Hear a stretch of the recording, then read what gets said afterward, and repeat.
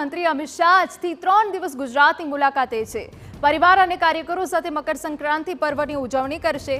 મેમનગર ખાતે અમિત શાહ અને સાથે સીએમ ભૂપેન્દ્ર પટેલ પતંગ ચગાવશે। સીએમ ભૂપેન્દ્ર પટેલ પણ અમિત શાહ સાથે હાજરી આપશે।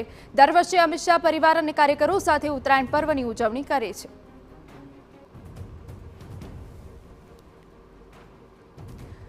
तो अमित शाहનો गुजरात प्रवास है। परिवार और कार्यकरों साथ उत्तरायण की मजा माणशे।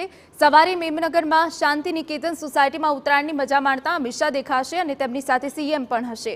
એ સિવાય 920 પોલીસ આવાસ અને પોલીસ સ્ટેશનનું ખાતમુહૂર્ત પણ એ જ દિવસે કરવામાં આવશે।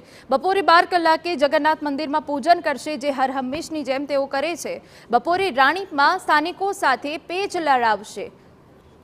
सांजे साबरमती विस्तारनी अरहम रेसिडेंसी खाते पण हाजरी आपशे तेवी विगतो छे। 15 तारीखना कार्यक्रमनी बात करीए तो गांधीनगरमां 200 करोड़ना खर्चे निर्माण थनार बेरेजनुं खातमुहूर्त करशे। कलोल खाते विविध विकास कार्योनुं लोकार्पण अने खातमुहूर्त करवाना छे अमित शाह। ए सिवाय बपोरे नारदीपुरमां 400 वर्ष जूना रामजी मंदिरमां दर्शन करवा माटे पण अमित शाह पहोंचशे। गोलथरा गामे सरकारी योजनाओना लाभार्थीओ साथे पण तेओ मुलाकात करवाना छे। कलोल साणंद 2 लेन रोड ने 4 लेन करवाना प्रोजेक्टनुं पण खातमुहूर्त करवामां आवशे। केरवनी मंडळ द्वारा नवनिर्मित ऑडिटोरियमनुं लोकार्पण अमित शाह द्वारा थवानुं छे।